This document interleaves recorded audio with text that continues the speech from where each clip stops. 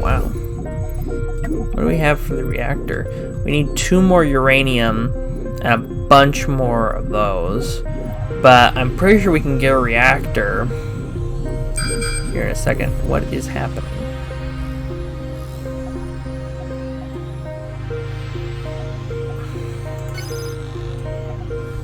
Now we're gonna save because we haven't saved. Now these were all my first playthrough, trying to kind of figure out the game so that I didn't look like a total buffoon while I was trying to play. And this was just me fucking around in creative. So this is just stream 1, new save. This game has a lot of room for a lot of saves, it seems. So we're gonna move on in, move it down to an 1/8 of speed, and pause it. Go after that, then the cockpit. Boom. Oh.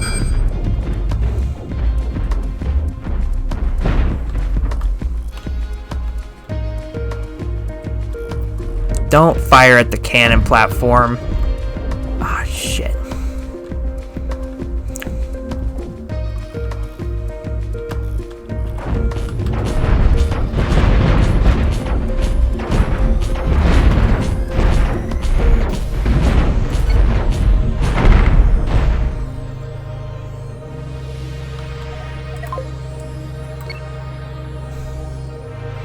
Actually, you know what? I don't think anything they have is worth anything because I think I have a full thing there. So instead of sticking around this area, we're just going to move back. So we can grab that, we can grab that. And there's... Oh, this one's just easy. It's just find a station in the general area. So if I ever find that station, boom, free money.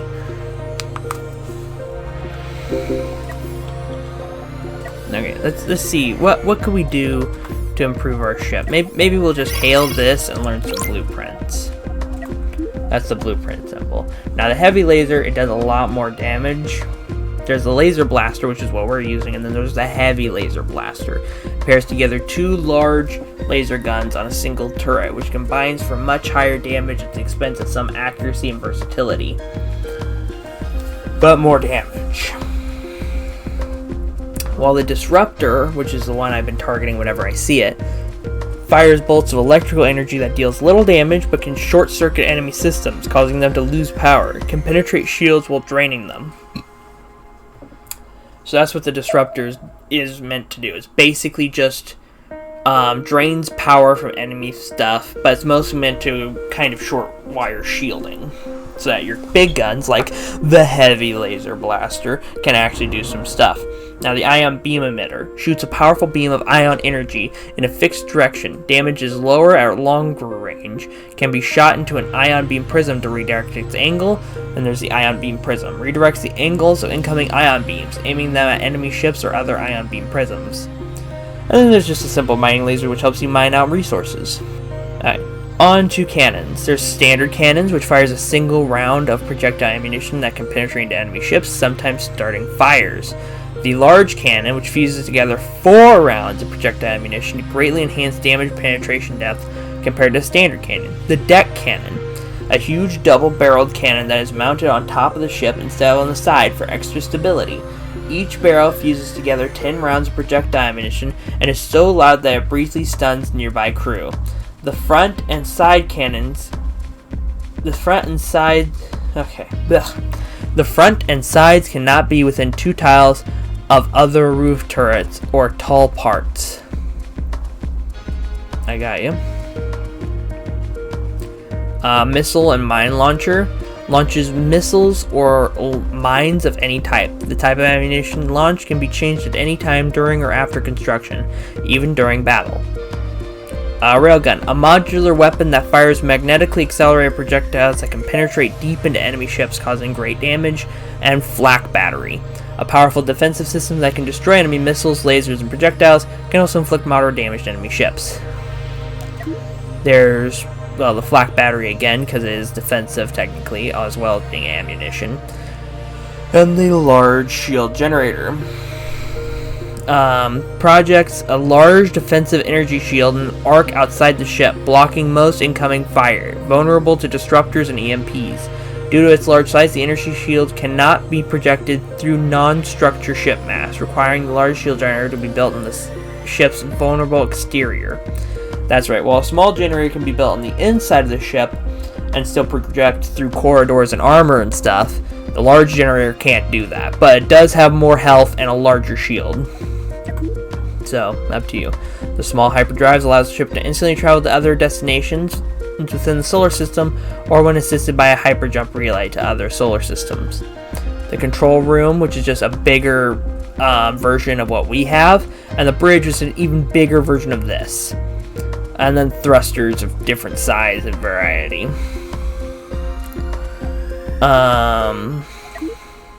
Walkways. These are just to make your crew move around faster. So that way you can make them move more efficiently. And you might be thinking, but they only allow you to travel fast in one direction. Well, if you have a 2-wide corridor, you can have one moving walkway going one way and one going the other. There's different sizes of reactors, which just generate more power each time, but they take up more room. And when they're blown up, they blow up bigger areas. Different factories that produce different things, like the steel smelter manufactures steel plates, which are used to construct almost all ship parts, consumes iron. So if I got iron and I had this on my ship, my people could put it into this and get out steel plates for construction and stuff. Or I can just buy and steal it. Utility, mining laser, we've seen that. Tractor beams, emits a graviton beam that pulls and pushes ships and other large objects. Sensor array extends the sensor range of your ship. And explosive charges, which are used as an explosive device that can manually detonate it, primarily used for deliberately splitting ships into multiple pieces. So if your ship happens to be a ship that can split apart into a fleet of ships that are all autonomous of each other, then the explosive charge is your way to split them apart on your own terms. That's good team. But anyway, we're just going to grab the heavy laser blaster for now. We're not really fighting anyone with shields, so Disruptor isn't really going to help us right now. Later, we'll probably buy that and fix it to our ship. But now that we have that, you might be wondering, what are we going to do with it? Well, that first. We're going to move this out, and then we're going to get some angular armor. Right, we're gonna get angular up in here. And then we're gonna grab this. Yeah.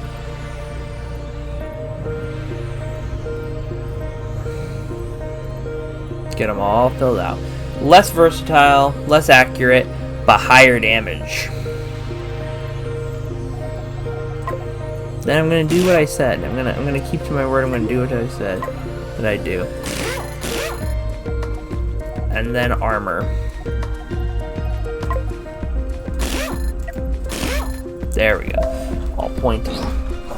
Very symmetrical. Also very pointy.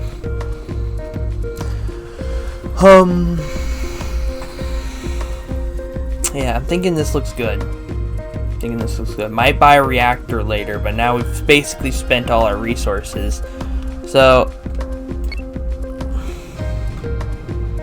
still really fast, of course, but now with bigger guns and a shield. So let's go hunt down one of the pirates we're supposed to get for some money. Oh crap! Did I accidentally delete the airlocks? Did I do that stupid? I think I did that stupid. I think I accidentally deleted the airlocks. Well, it appears I'm gonna have to turn my ship's ass around. Oh, cool. I'm gonna have to turn this bitch ass around and use some of my money to buy some more airlocks, because it seems I have made a grave error in my estimation.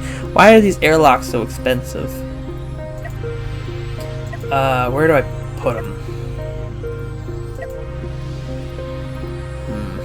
That's the problem with these tiny ships. There's not really a place to put them. Shit. There, that'll do it. And then, bam, armor. That'll make up for my horde mistakes. Just cover it in armor.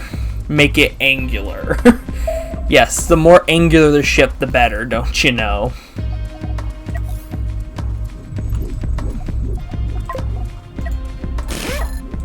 More angular. Just cuz. Why not?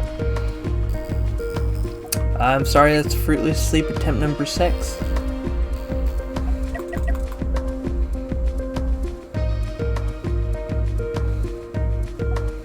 But anyway, we're gonna speed away through this. Oh look, it's an unknown contact. Let's go murder him. It's time to go murdering again. Right through this asteroid field. Wait, that's a space station. Turn around.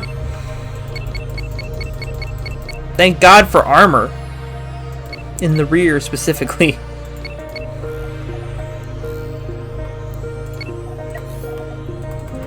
Can't save those, can't repair the rear plating, but hopefully we won't have to. Hopefully we can kill this pirate and get some money back. Oh, and pause. Okay, let's see what we're working with here. A cannon seems to be their only main way of dealing with us. So, oh wow, and that's how we do it.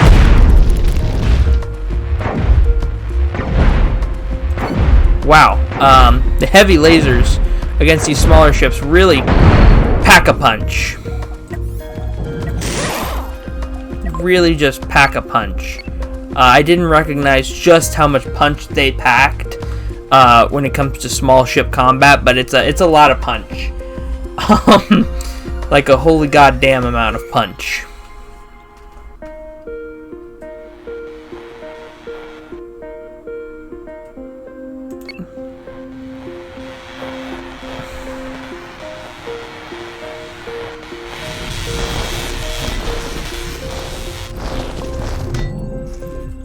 There we go. Got some more metal plates. Excellent. So we have fire extinguishers. We have these. We're doing pretty well. This is a good little small ship. A good little small ship. It's such a good little small ship. We're going to save the ship design and call it the Good Little Small Ship. Everyone knows that's grammatically incorrect to have small and little and small, to have the same thing, but it's fine. The airlocks are to let the crew off the ship so that they can go scavenge materials. So the crew members would go to the airlock, they'd go out to like the asteroid or the ship you just wrecked, and then they'd mine up all the good resources, come back, put it in the storage hold, and then come back in the ship through the airlock. Fire extinguishers are, of course, if there's a fire on your ship because of enemy attacks. That way they can go there and they can start putting out the fires. But it seems this one reactor is enough to keep everything powered pretty well, which I'm proud of. Good job, the little reactor that could. We're kind of racking this fog of war that's over the world right now, but this little circle is really the only thing our ship can see. Our radar can sense elsewhere, like these unknown contacts. Like, we know that there, we just can't really pick what the hell they are. Okay, let's see. And they are in view. Oh, we have disruptors. Gonna have to blow those down.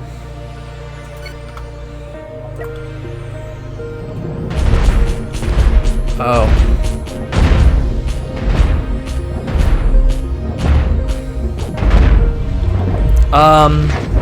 Very small amount of damage.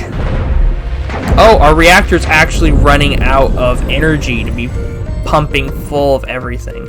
Oh, we also blew up the ship.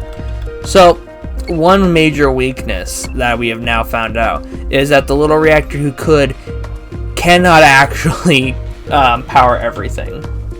Oh yes, and for trading. Without airlocks, the crew of the spaceports and stuff can't get on your ship to, like, your crew can't get on the space station because there's no airlocks for them to leave your ship to give the stuff to the space station to get money. But also, you can't hire any new crew without airlocks either, because the crew you try to hire can't get on the ship. Let's see, that's 2. Well, you have a star on you, which makes you a roving pirate. Which adds to this bounty, so we might as well go kill you real quick, too. Kill the cannon, and then blow up the reactor just because it's fun.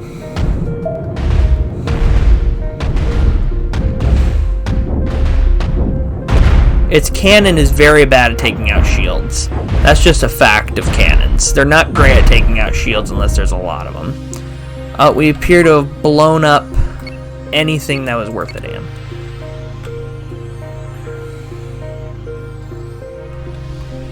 Well, the reactor's intact. We must have blown up the cockpit. And now the poor astronauts still inside, because you know they're still inside, are just hearing their home be ripped apart for everything it's worth. Honestly, that'd be horrifying. Just in the very breath of space, you can no longer pilot your ship, and you just hear the enemy crew just slowly blow-torching away the metal of your ship. We appear to have taken them for everything they own. The other question is, point defense isn't really useful at this leg of the game because they don't have rockets and the cannons usually don't have enough firepower to get through the shields yet. There's really nothing I want to add besides a reactor, but we don't have enough for that. Anyway, thank you all for watching. If you enjoyed it, blast that like button, smash the subscribe, hit the little bell, and that way you'll be notified whenever I drop a new YouTube video on every Tuesday. Anyway, have an amazing day, and just keep looting.